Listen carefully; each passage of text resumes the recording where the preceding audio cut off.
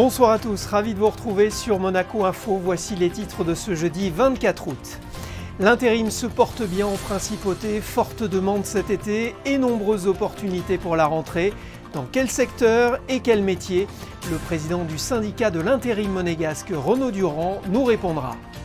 Début prometteur pour la Maison du Numérique. Depuis 1 mois et demi, ce lieu permet aux novices et aux experts d'apprendre ou se perfectionner gratuitement. Nos équipes se sont rendues sur place. L'énergie par les plantes, c'est le slogan de Phytocante. L'entreprise monégasque a réussi à se faire un nom dans le secteur de la santé et du bien-être. Nous vous dévoilerons les raisons de son succès. Vous les avez vus et entendus cet été, certains vous ont peut-être même piqué. Les moustiques, comment éviter leur prolifération? La spécialiste Delphine Binet nous répondra. C'est un secteur suivi de près, un bon indicateur des tendances de l'emploi. Où en est l'intérim en principauté? On fait le point ce soir avec le président du syndicat de l'intérim et directeur de la filiale monégasque d'Adecco. Bonsoir Renaud Durand.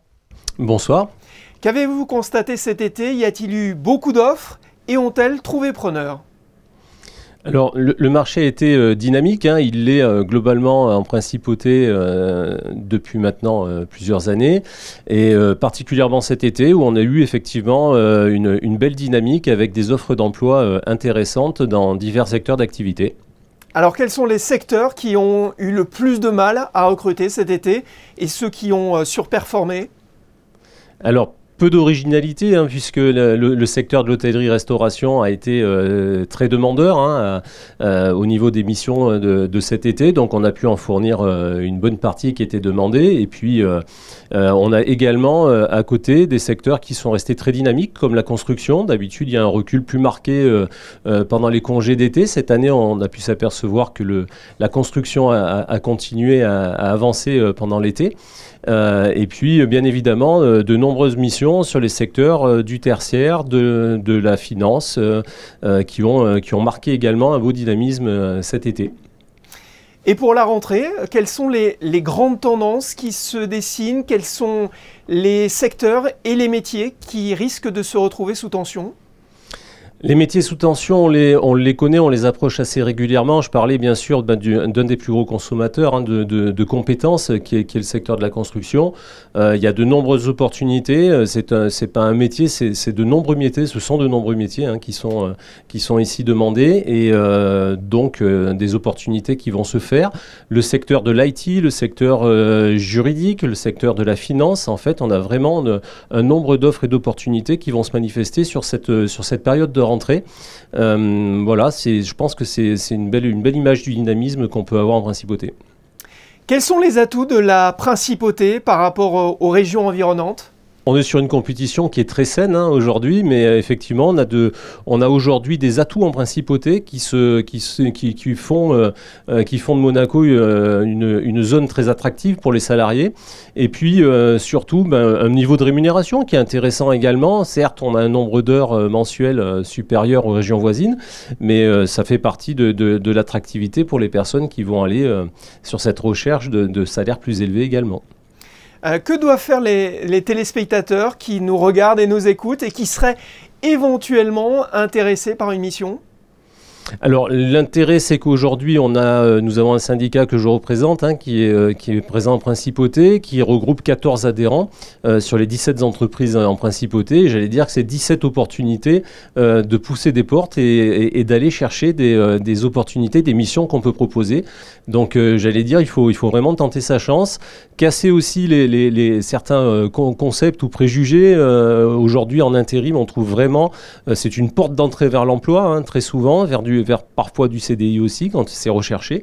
Et on rappelle que le gouvernement organise un forum de l'emploi inédit pour mettre en lien les acteurs économiques de la principauté et les candidats à l'emploi. Entrée libre et gratuite.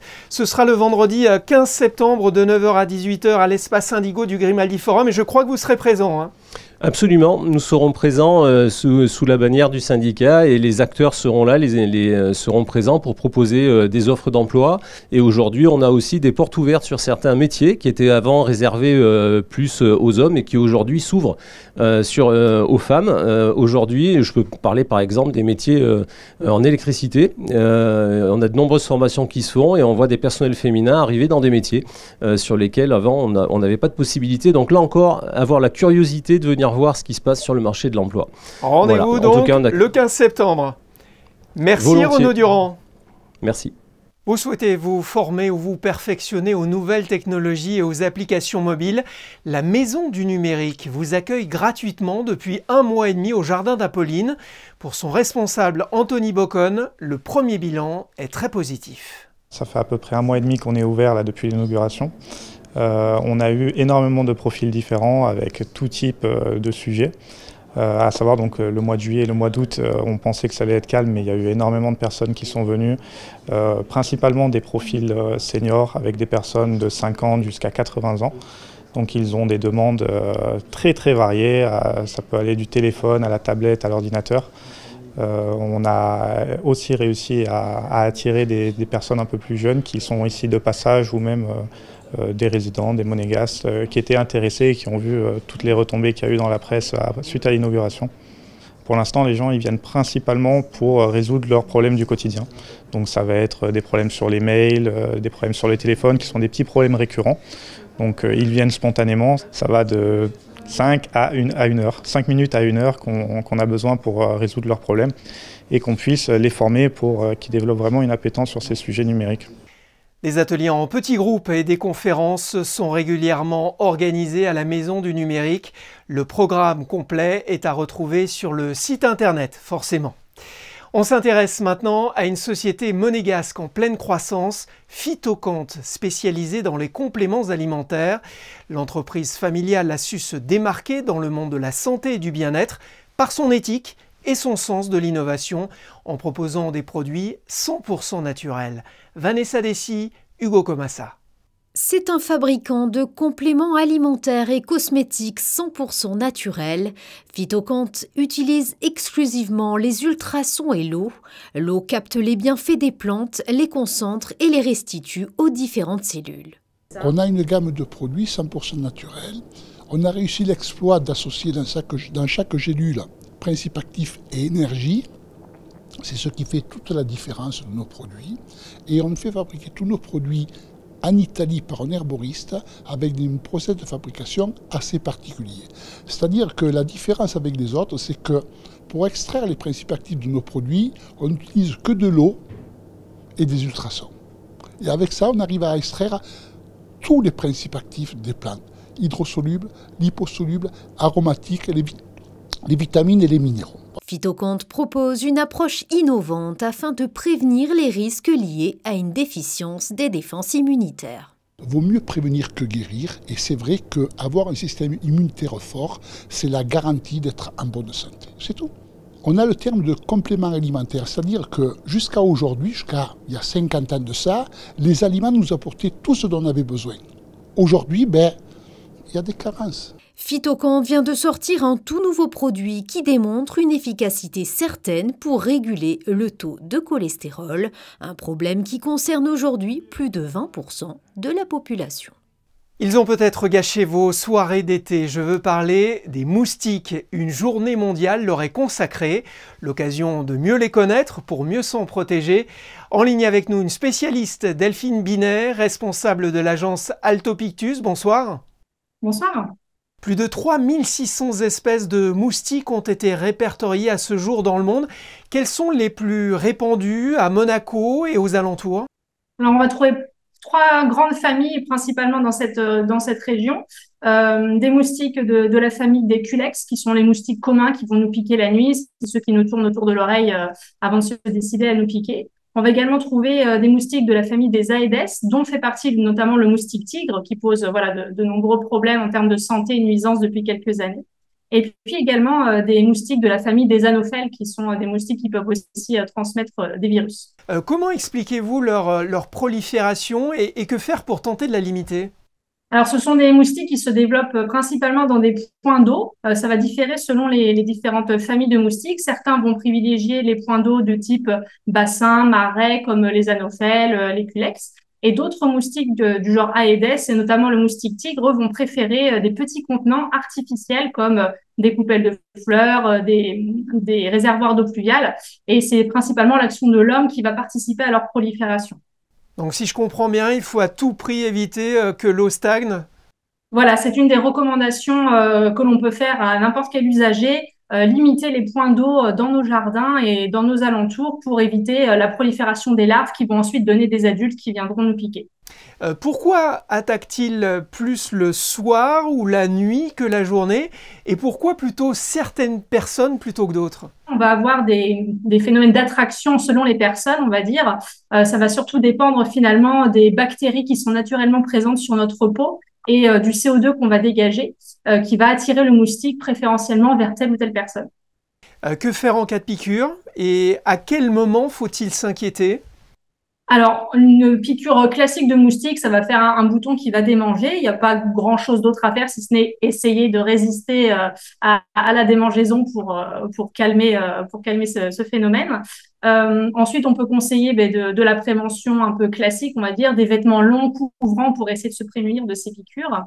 Et certains moustiques pouvant transmettre des virus, comme par exemple le moustique tigre, il est recommandé d'aller consulter son médecin lorsqu'on développe des symptômes de type grippaux, fièvre, maux de tête, ce genre de choses qui pourraient être des symptômes de la dengue, du Zika ou du chikungunya, qui sont les 3 principaux virus transmis par le moustique tigre. Ouais, les moustiques qui font des ravages dans le monde, un premier vecteur de maladies virales et parasitaires chez l'homme, 1 million de morts chaque année. Effectivement, les moustiques sont les animaux qui causent le plus de décès dans le monde.